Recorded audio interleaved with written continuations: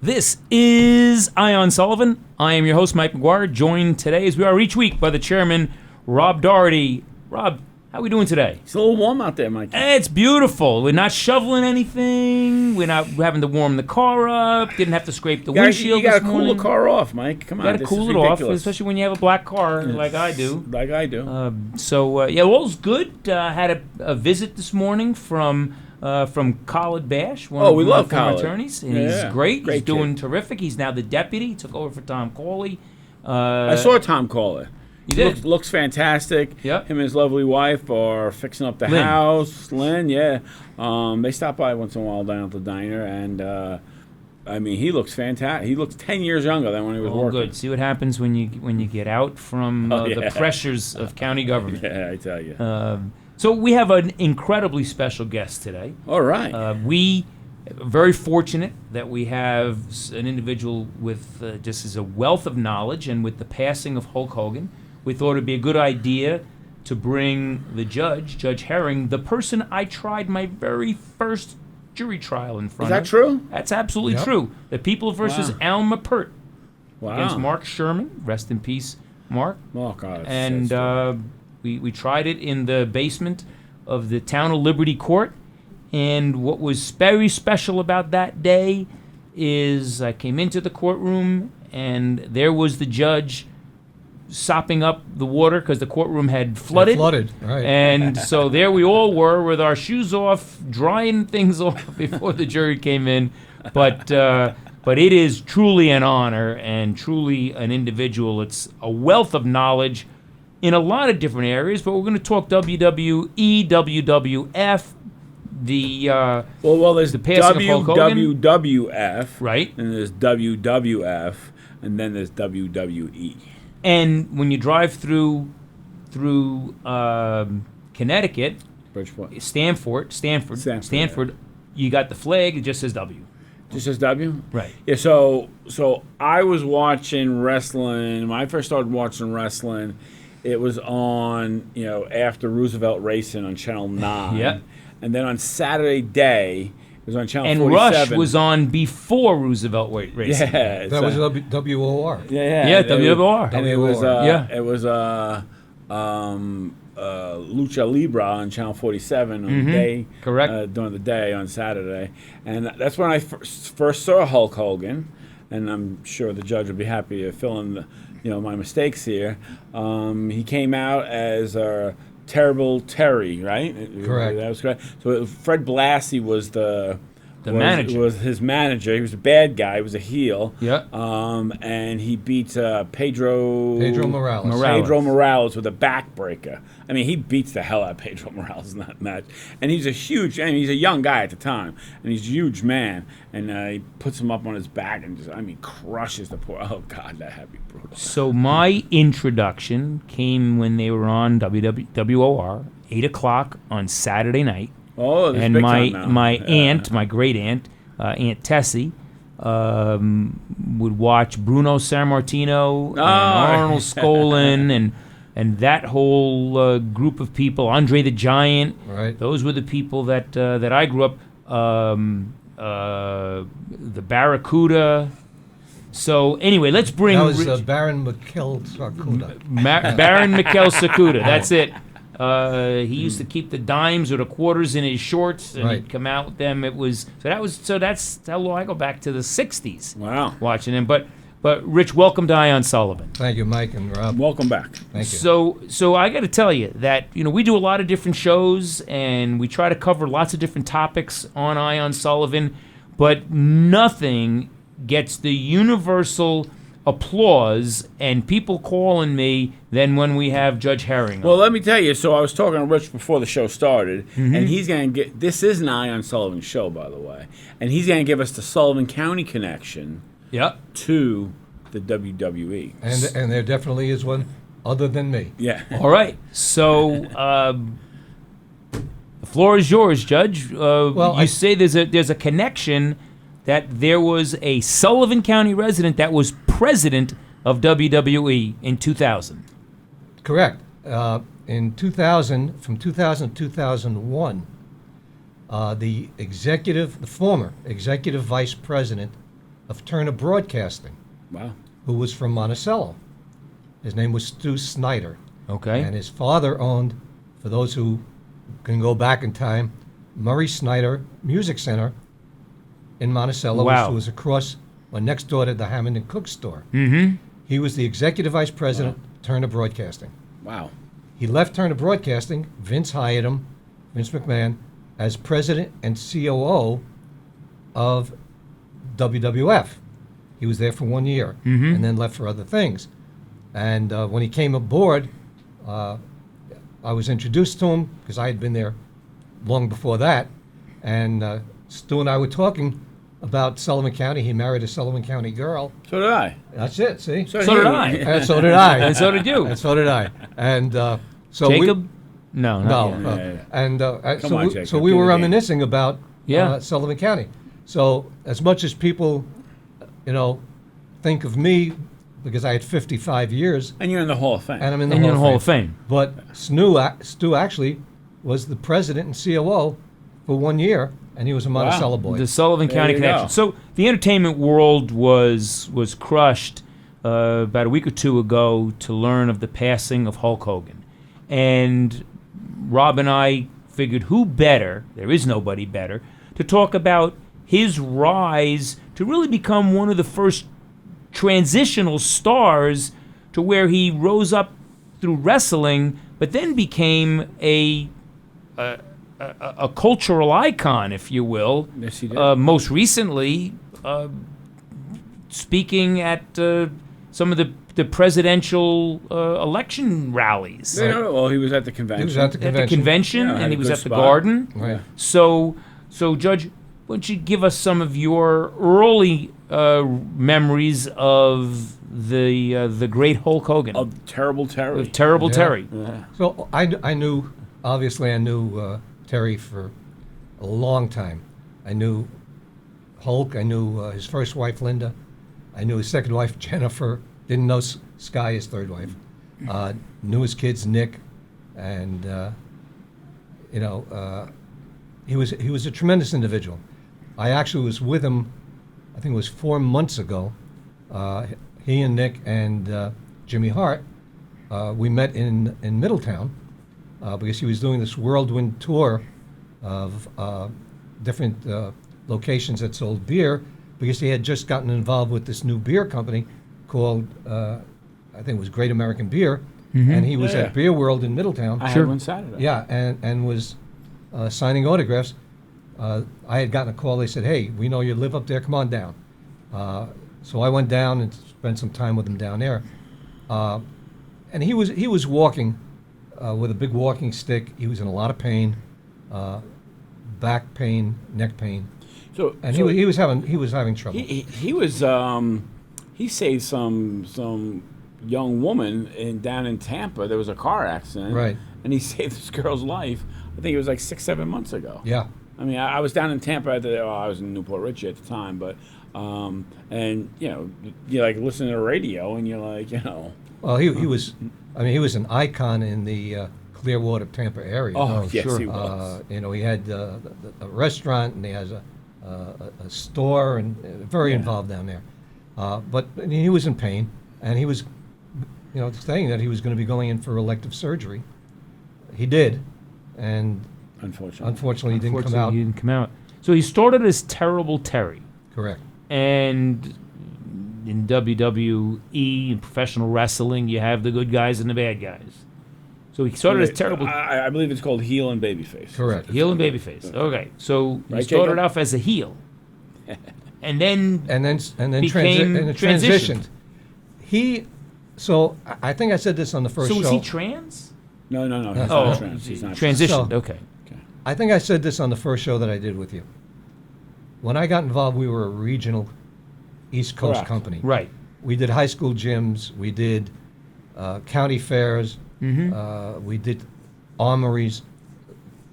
That's what we did. Yeah, when I was a kid, I saw Dino Bravo and Dominic DiNucci wrestle the Lumberjacks in St. Nicholas of Talandine, high school. We did. Yeah. Which we was did a big We match. did Liberty High School. We did Liberty High School. We did the college. College. We did. Yeah. We used to do the CYO up in Scranton. Orange County Fair, Latham County Fair, Think about that now. Chatham County Fair. I did them all.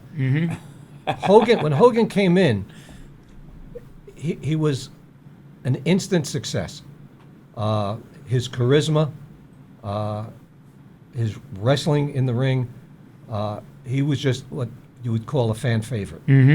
And really, the big thing was March 31, 1985, WrestleMania 1 at Madison Square Garden. Which, if you think about going from high school matches to selling out the Garden, It was unbelievable. I mean, it's almost unbelievable to think about it. You know, I did that show, and of course, Vince McMahon. So what was the concept of WrestleMania when it started as WrestleMania 1? So what happened was, it was a concept that Vince and Pat Patterson, who was in the office at the time, came up with. And when they say you can bet your house on this, Vince bet his house. He actually took a mortgage, and they did it at Madison Square Garden. And they brought in, we had Muhammad Ali. Oh, yeah, I remember that. We had Billy Martin from the Yankees. Battling Billy. Right, Liberace was the timekeeper, and all of these stars were there, and they got applause and stuff. But when you heard Hulk Hogan's music, he hadn't even come through. I remember, like he hadn't even come through the curtains yet. That place erupted, and when he came through the curtains, it was deafening. He had that type of connection with the fans. And that transcended from March of 1985 all the way up. So now the Rocky 3, where plays the bad guy. Right. What year does that come out? So is that after WrestleMania 1? Well, WrestleMania was in 1985. He did. Yeah, I think it is after. Yeah, that. he did that. He did his own movie called, trying to remember, No Holds Barred. Okay. It was a movie he did that was based, he was the character. The Rocky movie, obviously, he played a part in with Right. Sylvester Stallone. But he was really the first one to do wrestling as an iconic star, and then transition into movies, merchandising. Eventually, he had his own TV show. Yeah, I mean, but the thing about him was he was so. I mean, people forget this is before TikTok and the web and all that nonsense. He was it. I mean, he was the guy. He was bigger than life. Bigger than life, and I think if you talk to people that were in the business, they will tell you that Vince's creativity and Hogan's personality really jettisoned the company from a regional company to a nationwide company to an international company, and to the phenomenon that it is now. And if you listen to some of the wrestlers today, even those that never worked with him, they will attribute their success to what he helped create. See, what people don't understand is, like, before Hulk Hogan, right? You only read about Harley Race, Ricky Steamboat, Ric Flair, yeah. all those guys, Blackjack Mulligan, all those guys, you only read in magazines. Well, it was regional okay? at that point. Yeah. Right. I mean, keep in mind, you have nothing, there's no computers to read on. When you're going to a newsstand, you buy, I mean, I had stacks and stacks of these magazines. And, I mean, you're just, reading about these people.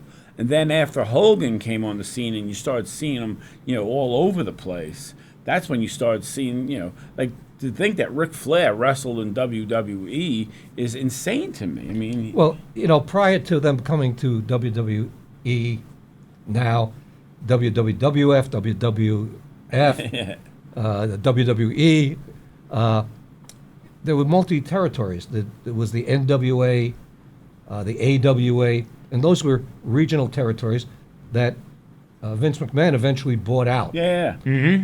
And Hogan was part of some of those other regional territories. It's when he came into our company, and again with Vince's creativity, became this phenomenal superstar that he did. And you almost couldn't have planned it. You couldn't have planned it. You'd known. Now, what was his background before he came to WWE? Well, he was in a band. Okay. All right. He was in a band, played guitar. Which is odd because he's Yeah, gigantic. played in a band in California. Got involved in wrestling. Somebody had talked him into doing it. He did. What we call pay your dues. Yep. He worked small places in front of 50, 60 people, maybe 100 people. Worked in different territories, and then eventually came to us, and the Hulkster was created. The Hulkster was created. And then how does his career take off? So he comes in, you get more of a national following, he gets a national following, and then at some point he actually leaves WWE. Right. So what happened was the first WrestleMania was 1985. Right. We just did, I think it was 41 or 42 that we just did out in Las Vegas. and that was a 3-day event. Yeah. Yeah. I mean, it's- Well, the Hall of Fame and 2 nights of WrestleMania. Saturday, SummerSlam is going to be at MetLife. yeah. First time two days stadium show. Oh no, it's still growing. It's absolutely tremendous. Then they leave for France. So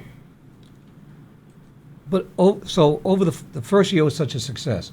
The second year, which was April of 1986, was when we did 3 different locations for WrestleMania: Long Island, Illinois, and California.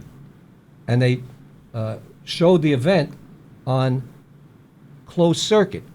Vince McMahon was really, although not necessarily given the credit, but actually created closed circuit TV off that April 7th, 1986 show.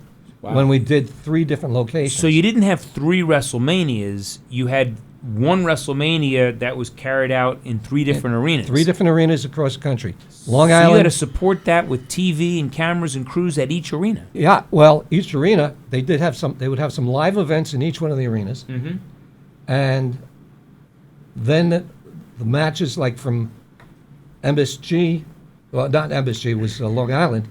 So Would- was that would- Nassau Coliseum? Nassau Coliseum would be shown on screen, and they would watch it. And that was really the creation of closed circuit. In fact, I set it up that we showed it at the Stevensville Hotel Wow. in the tennis courts, and you'd have the uplink truck Yep. and all these, and they probably had 100 locations around the country doing it on closed circuit. Closed circuit eventually became what we now know as pay-per-view. Right. And that was a success. Then we go to March 29th of 1987, Pontiac Oh, Silverdome, this is the big one. Yep.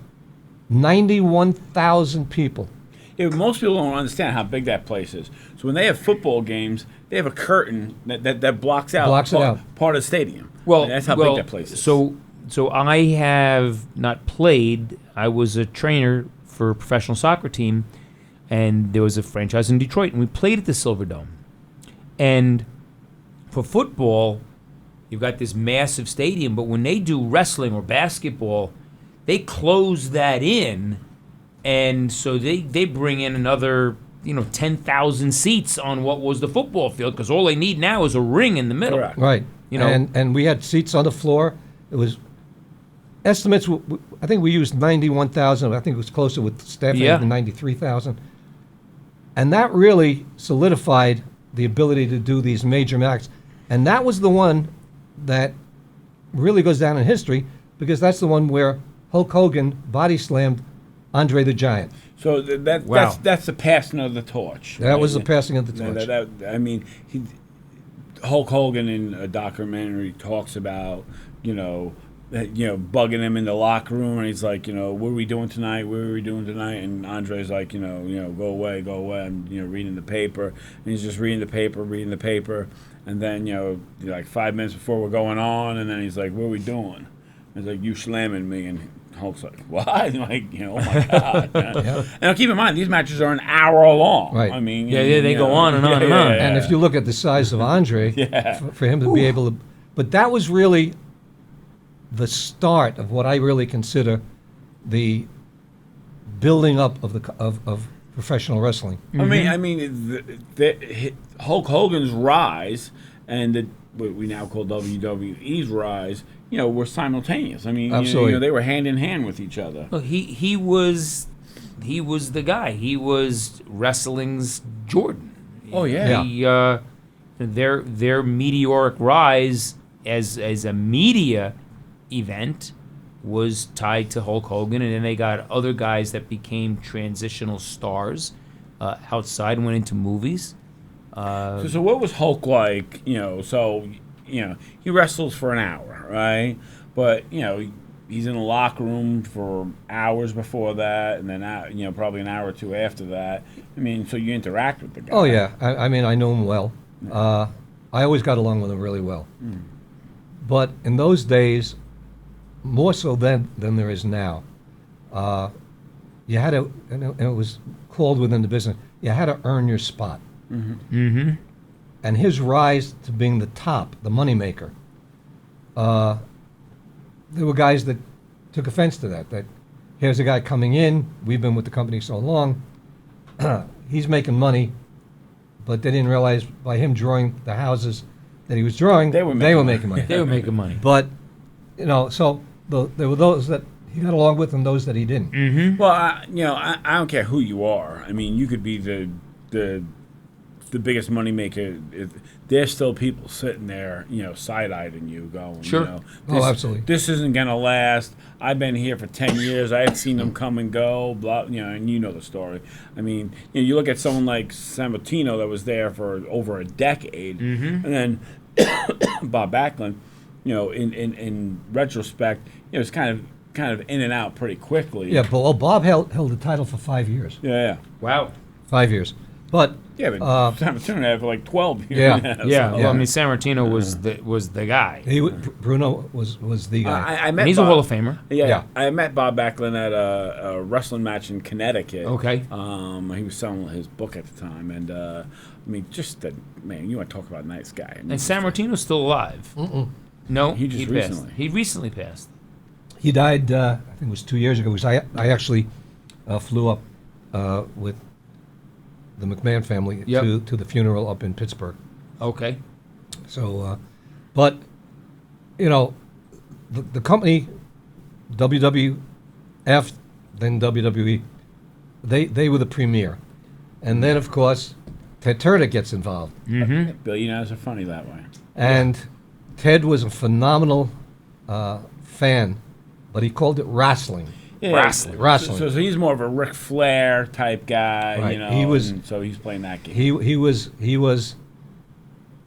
I think he cared more about wrestling and WCW than he did about some of And the other. when did Turner come get on the scene?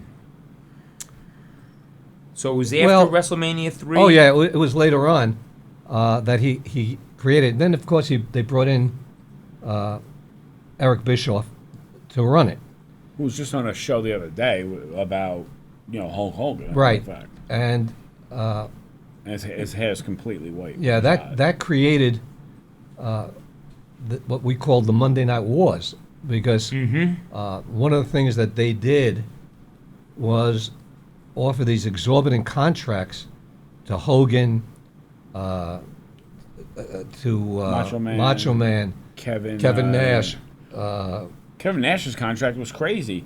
He had to be the highest paid person. So every time they brought someone new in and they lured him with money, you had to up Kevin Nash's Right, money. and Bret Hart, and of course Hogan. Hogan was the guy in WWF at the time. Now, did They they offered it- have? Was there set fees, or different guys got paid differently? Well, the top guys, I mean, they had contracts. Paid contracts. But what happened was Turner, through Eric Bischoff, was just offering phenomenal contracts to lure these people away from WWE. And that's what Well, happened in and- football. and- You had the World Football League, and they lured Paul Warfield and Jim Kick and Larry Zonka, and then they fell on their face. I mean- they had Jim Kelly in that Yeah, league. I mean, Macho Man, Randy Savage, was doing You some. married him. Yeah, I did their wedding, him and Elizabeth, in Madison Square Garden, but they offered him a contract, and he was doing at that time we were actually doing TV out of Poughkeepsie because we did TV out of Poughkeepsie every 3 weeks. And he was doing commentary, and one night he didn't show up. And we found out that night, because we were taping TV. That's Randy Savage. Randy Savage, we were taping TV. And we found out that night, when he didn't show up for our taping, he was on their live show on TNT. So now this has got to be weird. Because of the contracts. Right. Now this has got to be weird for you because you know all these guys. Yep. Right? I mean, let me tell you something. When you travel with people and, it's hotel, you really get to hang out with the people, and like I always talk about, in high school wrestling, like if you hang out with a parent, you become friendly, you're like, oh yeah, our kids wrestled together. If people know what that means that you were together for 15 hours, 8 times a year. I mean, you like hang out with that person. And especially in those days, because when we were just starting to change and with the bigger shows, they would be drive tours. You would be in one town, and the next night, 5 hours away, you would do another show. And would the wrestlers fly, or would they No, go those over road? were drive tours. Wow. The top guys would fly. Mm-hmm. I remember doing in those days we did 2 shows. We did a Saturday afternoon and Saturday night, and I remember we did a 2:00 show at the Glen Falls Civic Center, non-televised, and it was Hogan against Macho Man. We put them on first because Hogan had a limo waiting to take him to the Albany airport with a private plane to take him to New York because he was flying that night, or that right after that show, because he was wrestling that night at Madison Square Garden at 8 o'clock. Wow. So he took a plane from Albany to Right. LaGuardia. Right, and then over. And then over. And then Macho Man and Elizabeth, because they didn't go together. Hogan and him. You didn't put them together at those days. They had a separate plane, separate car, and then they also flew. So they wrestled 2:00 in the afternoon at Glen Falls Civic Center, 8 o'clock at night at Madison Square Garden. That's crazy. To 18,000 people. But Hogan at that point jumped ship because of the money that Turner Broadcasting was offering to WCW. And they basically, a lot of them went to Vince and, hey, this is what they're offering, Vince. And at that point, Vince couldn't match it. I think that was Vince smart. had to protect the brand. I thought that was smart that he didn't, because he developed, The Rock and Stone Cold Steve Austin and some others. And, Triple H. his and those were all son-in-law, new transitional stars. Shawn Michaels made a comeback then, and And that was basically, again, Vince's creative genius of how to change with the times. The show's got a little bit more adult related. Oh yeah, it got a little spicy. Well, it became a three-ring circus. And don't forget, which is people like that. Yeah, and then WCW was beating us for ratings for God knows how many weeks. I mean, it was unbelievable. You were up against them. We were against them. But then what happened was, where this all changed, was that Ted Turner was negotiating to sell Turner Broadcasting to Time Warner. Mm-hmm. Okay? And that was more of a merger because Ted Turner ended up being on the vice chair of Time Warner, on the board. That stock. And big stock options, and still had something to say. So WCW was pretty safe at that point. There was an individual named Brad Siegel who had worked. But hold on, but at the same time, Vince gets lucky as lucky can be. Steve Austin has the promo of a lifetime. Right. And what was that? Oh, so he's wrestling him. He's going against Jake the Snake Roberts, and he kept talking about the Bible. Mm-hmm. And this is Steve Austin. Right. No, but Jake the Snake Roberts is talking about. He keeps talking about God and the Bible during the match. No, this was in a promo after. It was a promo after, okay. And so Triple H gets in trouble, so he doesn't win the King of the Ring. So it's they give it to Steve Austin. Well, I understand that Triple H might have gotten Vince's daughter pregnant. He did okay. So then he has the promo of a lifetime. Yeah. And he says, "I don't care about you, John 3:16. It's Austin 3:16." And I mean, they had the shirts like boom, boom, boom the next day. The next day, and that phrase just skyrocketed Stone Cold Steve Austin. Just off the that charts. we now had a big star. But while this was all going on, and WWE was, or WWF at that time was coming back up big, Turner was in the process of merging with Time Warner. And they kept the show going on TNT. There was an individual named Brad Siegel who was working on, Time Warner. He was, I don't know what his exact title was, may have been executive vice president or president. And then Time Warner sold to AOL. You remember them? Sure. Oh, yeah. I still have an AOL. He has his AOL account. So they sold. In fact, Rob used to tell us, well, you can tell, what generation people are in because, you got the Hotmails and you got the Right. Gmails. And I was like, and you're AOL. I mean, my father didn't have even AOL. So they basically merged with, or sold to AOL. Ted Turner was out. He was gone. Brad Siegel did not like professional wrestling. Mm-hmm. He wanted nothing to do with it. He knew that crazy. what was happening was that Turner Broadcasting, because legitimately WCW was losing money with these big contracts, but they were taking money from different enterprises within Turner Broadcasting to supplement WCW. So Turner Broadcasting was feeding. They were feeding. Well, WCW. the way I remember it was they thought that they could, finally put the WWE away, and they could just bleed them out with money, and it was working for a while. Don't get me wrong, but Well, they grabbed some stars, which Right. hurt them. But I mean, Steve had the promo of a lifetime, and then other stars were rising, and that goes to Vince again. I mean, he's Absolutely. just a genius.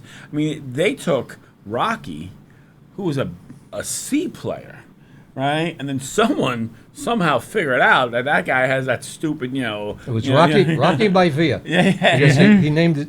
He took the name Rocky from his father, Rocky Johnson, Yeah. and he took Maivia from his grandfather, Yeah. High Chief Peter Maivia. Yeah, That's where that name came from. So How about that? And Wow. so then he comes out, and then that guy's like an instant success on his promos. I mean, the greatest promo of all time is still the Ric Flair promo. By the way, Right. I'm holding down these alligators. So- Okay, that's the best one of all. So anyhow, what happened there? Brad Siegel now is in charge. Yeah. He's the man, and he decides we don't want wrestling anymore. AOL wants nothing It's to gotta do be with it, huge. and we're going to put the company up for sale. Eric Bischoff, who had been in WCW as president, out, in, out, back and forth, gets a call from Brad Siegel and says, we're closing shop. We're finished. It's out. And they would pay off whatever the contracts were, because some of them, the big names were on the contract. They were going to pay them off. They were closing the shop. It was done. And that would have been the end End of WCW. WCW. So Eric Bischoff, Crafty guy. crafty guy, gets a hold of some friends in Las Vegas. Crafty and- guys. And puts Crafty together guys. some people that were in the media business and film business. And they create a company called Fusion. Mm-hmm. And they come up with financing for like 64 or 68 million dollars to buy WCW from AOL. The deal is ready to be signed. Everything is set. Eric gets a call from Brad Siegel. By the way, if you buy the company, we're not going to air it on TV. Which is the whole game. That was it. That's everything. You're basically just buying the wrestling mat, the intellectual property. You have live events Without television, and go out. Nothing. Right, and go out and see if you can get your own TV deal. But TNT, Turner Network, is not going to carry Yeah, it. they were on like 3 of their channels. Right, I mean, was not going to carry it. Yeah, I mean they're So that deal with Fusion for 60-some-odd million dollars fell apart. Stu Schneider, who I told you about originally, who was president of WWF from 2000-2001, gets wind of it, calls Brad Siegel and says, hey, we're interested in buying it. He tells him, well, there's no TV. We don't want it for TV. We want the intellectual property rights and your film library. We don't need, and we'll pick up some of the wrestlers. We have our own TV. We don't need your show. Correct. And they put the deal together, and WWF bought it for $4 million. wow. $4 million. $4 million. Crazy. Bought the intellectual property rights, the film library. A lot of the wrestlers, of course, were gone. A lot of them decided now, we want to come back, and renegotiated to come back with But Vince. that- And Hogan was one of them. But that's how the whole SmackDown and so Vince, being the genius he is, right, takes one company and essentially makes two companies inside of one company, right? And so he makes SmackDown and wherever the other show It was is. Raw, SmackDown. Raw and SmackDown. And now, And had a draft. Right. And had a draft in the whole Yeah. deal. and now, It's crazy. it's TKO owns it, but now you have obviously WWE, but when Vince still had it, he bought ECW from Paul wow. Heyman. We own that, and he bought multiple territories around the United States, AWA and NWA, to get this worldwide or nationwide promotion, and now TKO just bought AAA Mexican wrestling, Lucha Libre. They just bought that. So, Mil Mascaras. Mel Mascaras was one of the first. He worked for Vince's father. Really? But Hogan, Wow. but all of this, building it up, this crescendo to where it is today, you could attribute really to Hogan being the catalyst to bring the company to where it was, that Vince could do all these other things. I'm 56, right? So if you're my age, you were watching this thing, you were watching Roosevelt Racing on WOR, and then it would come on after. We would take naps during the day to stay up for this thing. Right. And that was the only hour you saw it. You didn't see it anywhere else. Again, you have to remember, there's no internet, there's no TikTok, there's no, you don't have these silly things. And, there's no computers at the time. Right? There's really nowhere to watch it. You have basically, this is even before cable. Right. But if you saw the show on Monday Night Raw or Friday Night SmackDown, and you saw the in memoriam that they did with all the wrestlers there, and a lot of former wrestlers were invited to be there for those in memoriams. Wrestlers today will tell you, and I'll be at SummerSlam on this weekend. I'll see a lot of the people that I know. They will all attribute their success in their career partially to what Hogan created to what it is today. He made it an entertainment medium. He made it so that there was more licensing, the whole Hulk Hogan dolls and the whole merchandise stuff really was born with him, and then it carried on with had vitamins. with several other ones. He had everything. Well, he was all Mike, over the place. If you really think about it, of the people that have retired from wrestling, he had so many different entities after he retired. Right. The new one, the All-American Beer, he had just gotten involved with creating a new wrestling league Yeah, I was excited about that. was just I was getting off the very, ground. very excited about that. Different type of wrestling, but he was involved in doing that. Eric Bischoff was involved in that. He has the Hulk Hogan stores in Orlando and Tampa, different appearances, merchandising. He was still very active Yeah, no. out of the ring. But the name, the property value of Hulk Hogan, And who owns kept going. that? Who owns that intellectual property? The title Hulk Hogan. I believe that he ended up owning that. He owned it. I mean, that's I believe. there's value there. Yeah, I believe. So we had Wow. 3 WrestleManias, 85, 86, 87. I mean, they continue them today. And 42. then they started with the SummerSlams in 91. Well, 1991 was the SummerSlam where I married Randy and Elizabeth at Madison Square Garden. How about that? And the way that happened, I was with the company, obviously, and I was the still judge, Yeah. Yep. up here. And Yeah, tell the story. It's and fun. I get a call from Vince and Pat Patterson that they're going to do this wedding at Madison Square Garden. They need somebody to do the officiating, and Vince says to me, he says, "God damn it, Rich, how many weddings have you done in your career?" I said, "A couple of hundred, probably." Right. He says, "Good." He says, "Bring your robes down to the garden." He says, "You're doing the wedding," All right. and that happened. You were So, his go-to guy. yeah. I'm still waiting for the residual check. Yeah. And that was 1991. That was August 26th, 1991. Wow. Jacob, you've seen that, right? Sure. So Jacob is young, and everything we're talking about, he's gone back and looked at it, and it's kind of cool. So, Rich, take us then from 91. You don't retire till 24.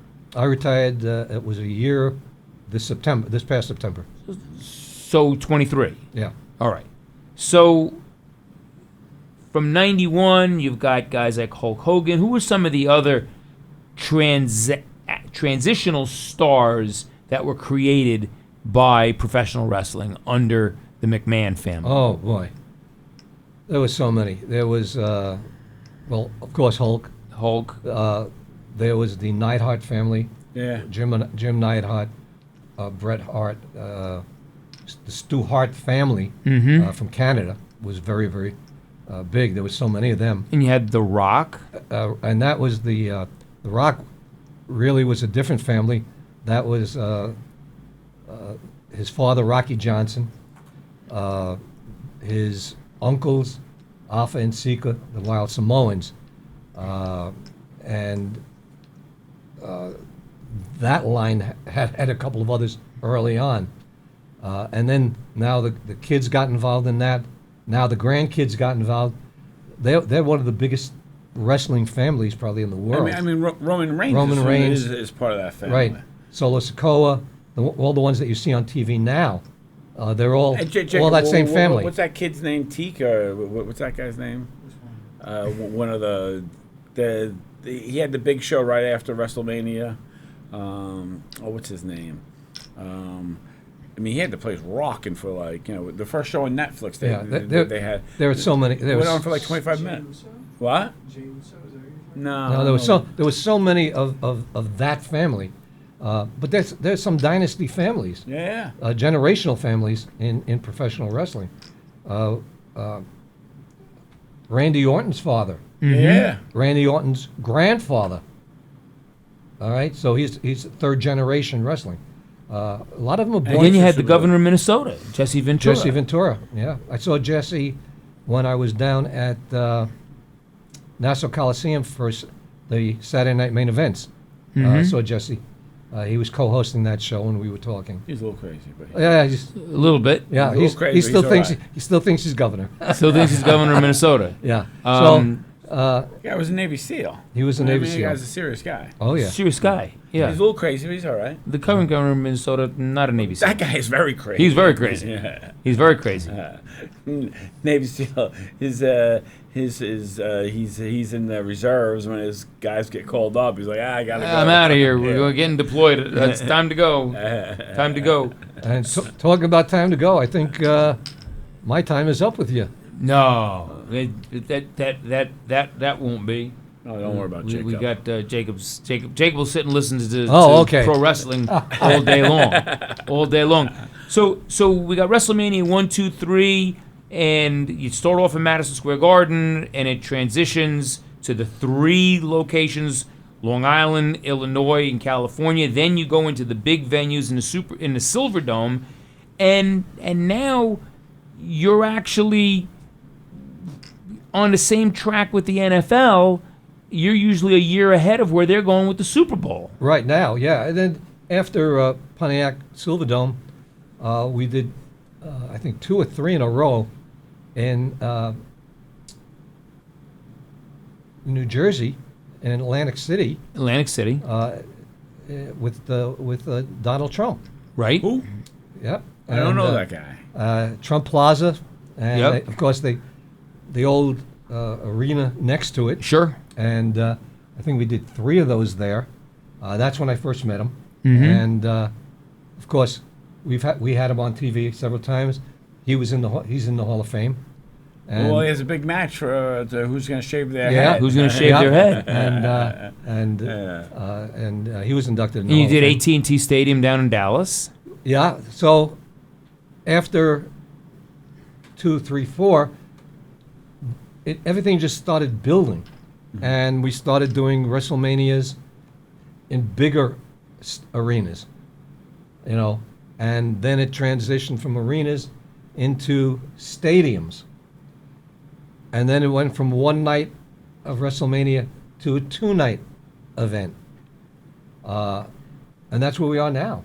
I mean, we had so when we did Dallas, we had 101,000 people, and it was 2-night show, Mm-hmm. and we had 101,000 That's incredible. for each show. two different shows. Two different shows. So I remember watching after which one, this was in Philadelphia, the last one I think, right? No, last WrestleMania was in Las Vegas. Las Vegas. Las We- Vegas. it was at the Raiders Stadium. It was at the Allegiant Stadium, Okay, so they which is where we're going to be next year again. so and then Triple H, who's basically running the company now. Correct. And so you're used to watching him wrestle and all that, but he's a smart guy also, and he's laying down what WrestleMania means to a city. Well, when we first started, we had an individual named Bob Collins, and Bob's job was to go out and find the locations, and we were renting the buildings. Right. Either it was direct buyouts of the building with expenses, or there was splits with the building. When it started to get really big, cities actually bid, like they do for the Super Bowl. Right. They actually bid to bring WrestleMania in. Which makes sense. It's Because it draws- it's $100 million game. Yeah, and it brings. There are studies done by this company that actually shows how much money comes into a municipality with fans, hotels, travel, food, employment. 30, 40, 50 million dollars comes into a local area with WrestleMania. So Well, the now- SCVA wouldn't want that around here. No. You kidding me? They would So- they would dam up Niagara Falls. if Dam they- up Niagara Falls. So that's how it works now. They bid on it. Probably recently, you probably heard that WrestleMania was announced for this coming year for New Orleans, where Right. we played before. And you've been there before. We've been there before, and This- that was at the Mercedes-Benz In the Superdome. Superdome. We announced it that's where it was going to be, and then Las Vegas came back with a different offer, Mm-hmm. and they're moving it back to Las Vegas again for next year when we were there last year, and then they'll do a makeup of maybe SummerSlam or something else with New Orleans, or maybe the one after that. But that's how big the bidding wars can get to bring these events to an area. So, Judge, what were some of the logistical concerns? You're putting together essentially the Super Bowl, only it's a 3 or 4 day event as opposed to a game. What were some of the issues you had to confront in terms of security and in terms of licensing and the facilities. Well, it depends. Again, it depends on what state you're in. Right. Because some states have regulations they have to deal with, athletic commissions, and so on. It depends if it's a stadium show with a roof over it, or if it's not. Mm-hmm. That's a dicey game. And that's dicey. That's a dicey I remember. game. I remember when we did Orlando at Camping World on night one, and there was lightning strikes. Well, if it's within 8 miles, you have to stop. You have to stop the show. Wow. And A lot you of have to- electronics going on and in you your have to shows. vacate the seats. Now, MetLife is an open stadium, Mm-hmm. Yeah.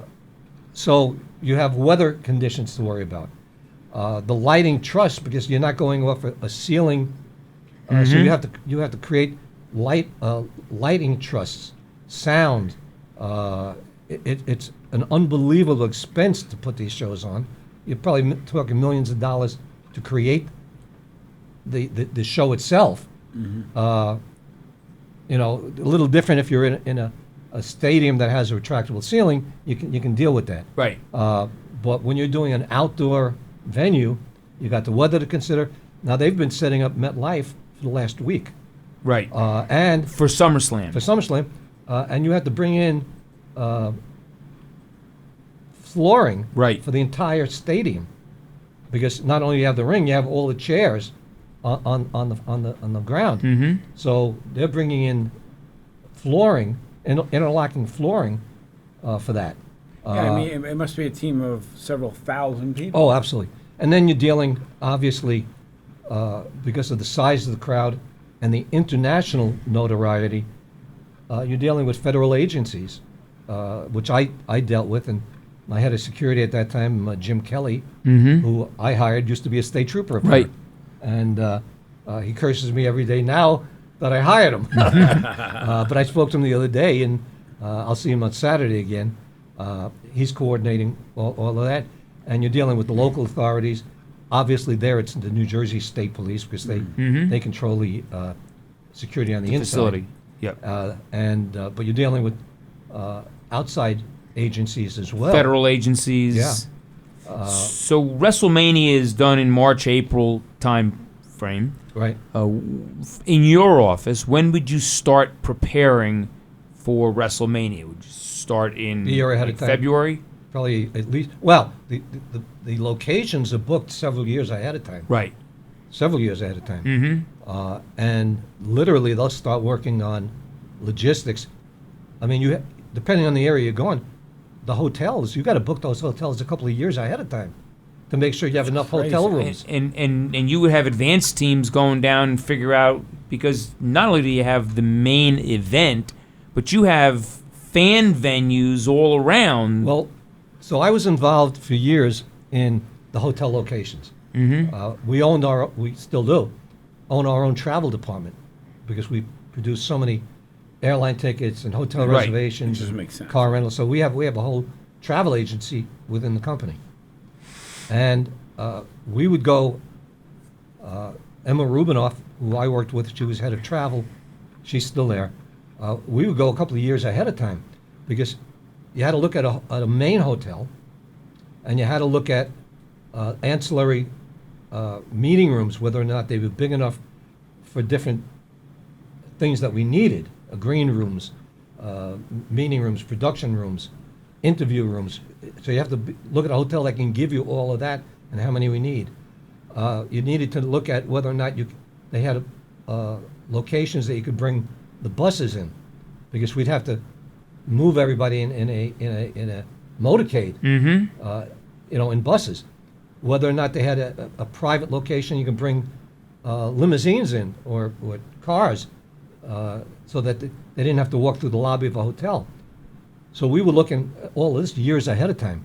Wow. And then you had to look at the other hotels that you needed for fans, for other people, So now, corporate I imagine sponsors. as this is going on, and It's you're years ahead of time. and you're booking 3-4 years in a row. But the Radisson is building, a hotel down the road, and Hyatt's building a hotel over here, and then one of them's behind schedule, and now you don't have those rooms. Now what do you do?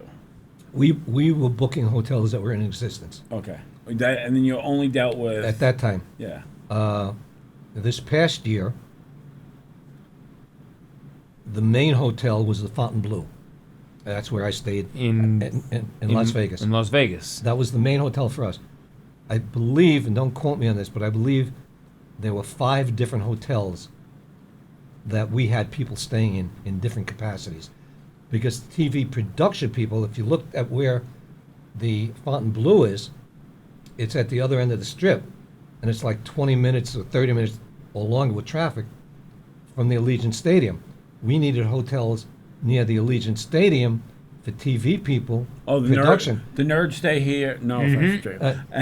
Well, so the execs, wrestlers, and everything were at one hotel, but you needed hotels near the arena. That makes sense. And how Well, would the you stadium. secure these hotels? We hired security companies. Yeah. Wow. We hired. So security how many staff would it take to put on WrestleMania? Well, if you look at local staff, union staff and stuff, they hire, you're talking about thousands. Thousands of people. Yeah, you're talking about. Thousands I would of say people. at least 1,000. And you have to use the trades. I mean. Oh yeah, well a lot of you them have to use. a lot of them, depending on the facility, a lot of them were IATSE union or other unions, Hospitality unions. hospitality unions, and so on. And you're dealing with all of that. They have to do the lighting and the sound and the setups and stuff.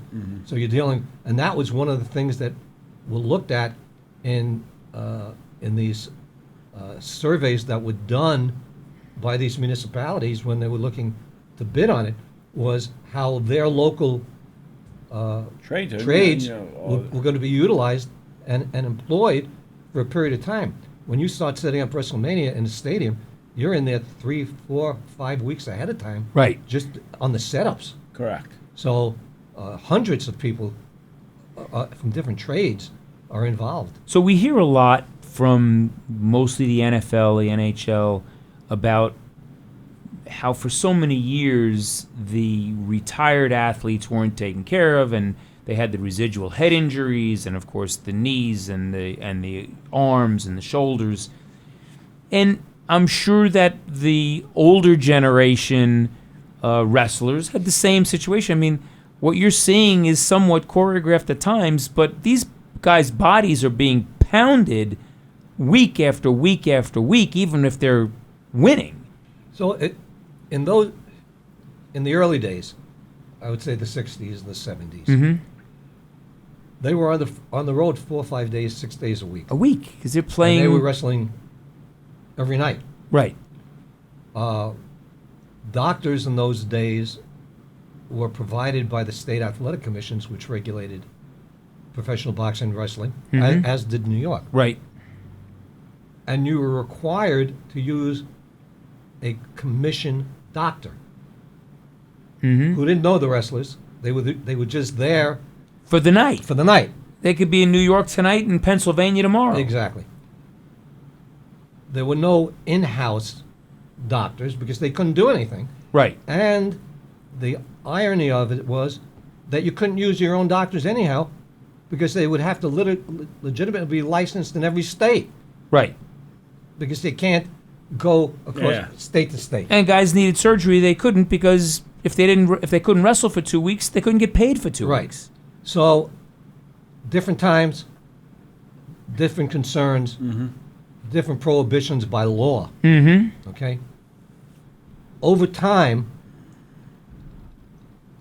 as we made different states, and I was involved in this directly, because I testified in New Jersey, I testified in Oregon, I testified in, I don't remember how many different states, that wrestling is an entertainment event. Right. Using some of the best athletes in the world. Sure. But it's an entertainment event. And over a period of time, we were able to get the commissions out of it. Oh, I see. Yeah, And by doing that, we could bring in our own medical team, which we've done. And they have trainers too, which they didn't used to have. We have athletic trainers at every event. We have, and medical reported to me when I was still there. Mm-hmm. We have, I think, right now, I think it's, 4 or 5, 6 full-time doctors. 2 full-time doctors down at our training facility in Orlando, plus athletic trainers and physical therapists. 4 doctors that alternate on the road. Medical director is now Dr. Dugas, who's one of the foremost orthopedic surgeons. He's Mhm. out of Birmingham, Alabama. Mm-hmm. And Dr. James Andrews. he worked for Andrews. Correct. He worked for Andrews. He was a partner with Andrews. Yep. And Dr. Dugas is considered one of the best orthopedists, and he's the medical director now.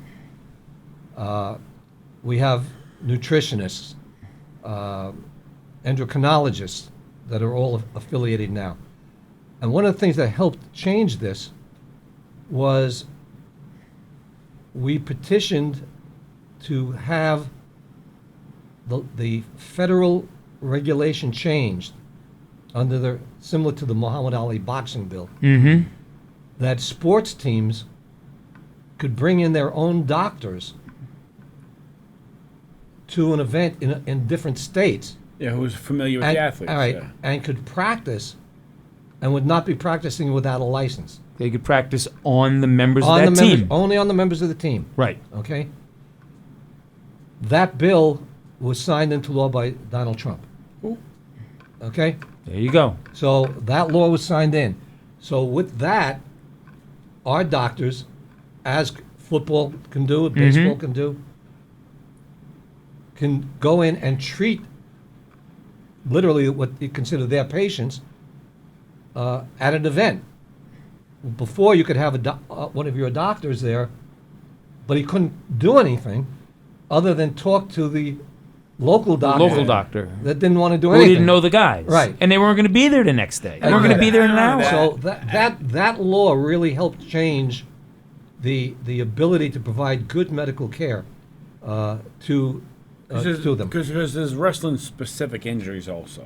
Sure, Like absolutely. in any sport, right? Sure. I mean, Mike was a trainer. He understands that, soccer players get shin splints. Other athletes get certain, problems, and it just goes with the industry. I mean, it just goes with that particular sport because you're doing the same motion over and over and over again.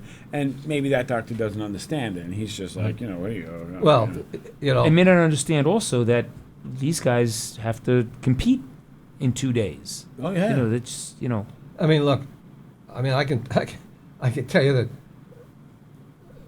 we did a show in Albany, and I'll never forget. We had a urologist because that's who the commission was able to get. Mm-hmm. Yeah, right.